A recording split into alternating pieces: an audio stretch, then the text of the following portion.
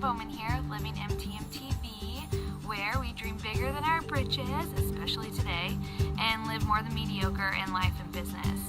I just want to thank you so much for being here. Thanks for joining me, and I'm really excited to chat about the topic that we have in store for today. If you've read a little bit about the solar eclipse and its meaning and significance in our world today, you will have noticed something about releasing. What I read, it incorporated just releasing either old habits or old mindsets or old thought patterns and just kind of letting that out and releasing it, and then also creating new ones. So creating what you want your life to be like, what you want to manifest, what you want to change, what you desire to have in your life moving forward. So I took that on today, and it was actually right in line with what I want to talk about this week, which is deconstructing your dreams. So today, I wanted to focus on the very first foundational step to anything that we go after, and the result and the accomplishment at the end of the road. First and foremost, it has to do with your belief. Your belief not only in yourself, but the beliefs that you have in those everyday moments in your life that either encourage you and spur you into action, or that deter you in creating inaction in your life. Lack of action, no action, which means you're not even going to see any kind of result at all because you're not even starting. So belief is where we start, and the power of belief is so profound. I was like, oh yeah, my mom, believes in me, so why not? I'll just go do whatever I want to do. My first experience with conscious belief was in the process of me trying to pass my boards for nursing school. I signed up for the exam. I signed up for the study programs that you take before the exam. The ones where they give you tons of questions because you got to pick the right answer, the most right answer. And they had, like a 90-something% pass rate, and I was like, okay, I'll just take this, and I'll take my exam, and I'll pass, and then that'll be that. Well, all through nursing school, I was like, watch, I'm going to be like those two test people. I really don't want to. I just want to pass it once and be done. And I attached a lot of guilt and shame to not passing on the first time. Well, what do you know? Didn't pass on the first time. So I signed up for a different study program, put the time and the effort into studying each one of those questions and going through the material. And I signed up for the test, and I took it again, and what do you know? I failed again. Again. For the second time. So I said, okay. By this time, I figured out that you have 5 years to take your nursing boards to pass before you have to take a whole nursing program over again. Okay, good to know. So I signed up again for the third time and failed. 3 times. Failed. So after that, I told Javi, I said, I'm going to give it 5 years. I'm not looking at another study question. I'm not taking another course. And I'll just test, and that'll be that. And I'll give it 5 years. You can test every 45 days. I'll sign up for about that equivalent, and then that's it. I'm not doing nursing school again. You could not pay me to do nursing school again. So I released all attachment I had to the outcome of passing my boards. What I also did was I got to a turning point where I knew there was no way, absolutely no way, that I would have felt so strongly and so led to chuck my other career and go down this path if it was not meant to come to fruition.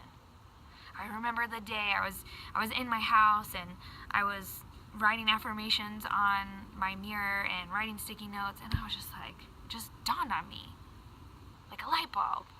Like, there's no way I would have felt so strongly. There's just no way. So it's gonna happen. I believe that can happen. So I didn't take another study question, like I said. I didn't take another course. I just worked, and I was actually at work one day, and one of the nurses was like, when are you going to sign up for your next exam? I was like, nah, I don't know. She's like, you should just do it. Just sign up. There's Mac. So I signed up. Little cameo. I signed up for about like a month or so later. I was like, okay, well, it looks like there's one here. So fine, I'll sign up here. And then I did it at a different location. And I put together like a game day playlist for all my athletes out there. I was just like, game day, like test day is game day. I'm gonna pump myself up just like you do before a game, and I'm gonna go take this sucker. So, a couple of those things in place. Went to the new place, felt really good about it. Showed up, took the exam, left, and I was like, oh, goodness. I think I just passed that. I had lunch with my mom before. I called her right after. I was like, I think I just passed that. Can I come over? So I went over there. We celebrated. I couldn't find out officially until a couple days later, but you know the story. So I passed. I remember getting that feedback, that result that I passed. And it took me aback because I thought, there's no way that just believing in myself helped me pass my exam. There's no way. That can't be a thing. Is that a thing? No.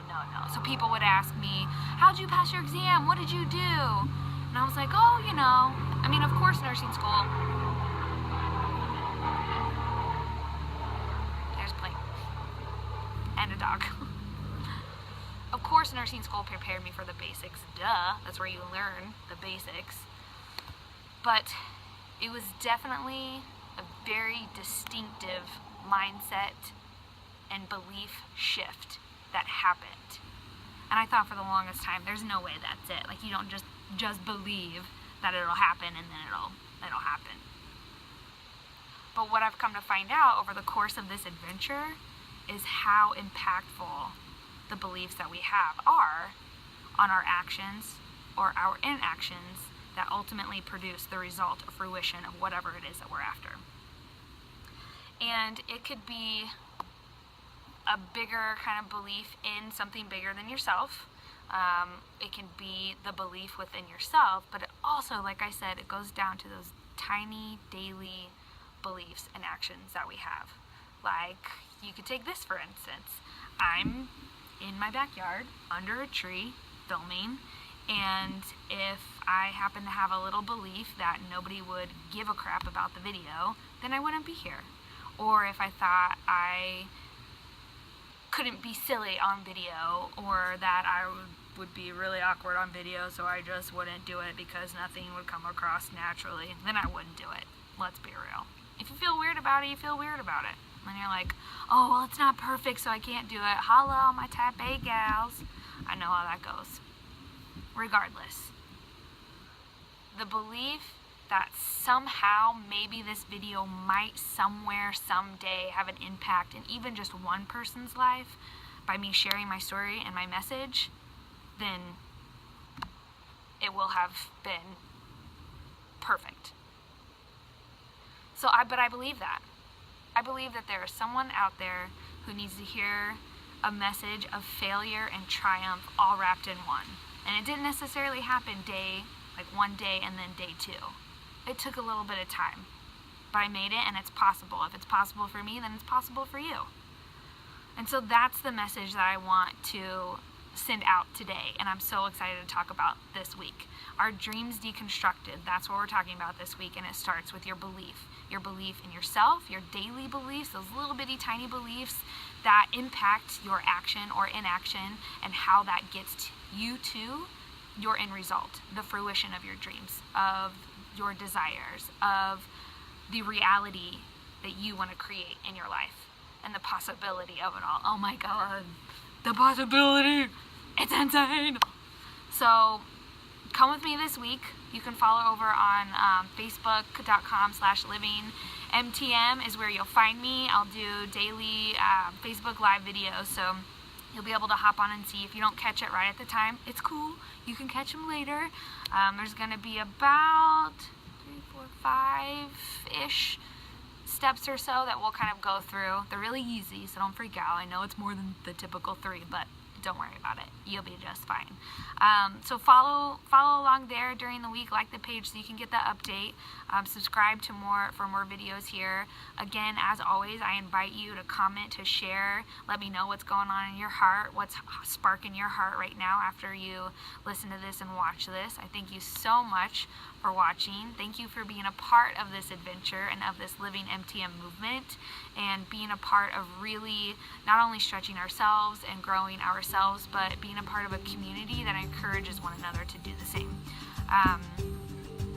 Yeah, so I look forward to the next time that we get to be together, and thanks again so much for being here in this space with me. Happy solar eclipse day, and we'll just chat soon. Okay, bye.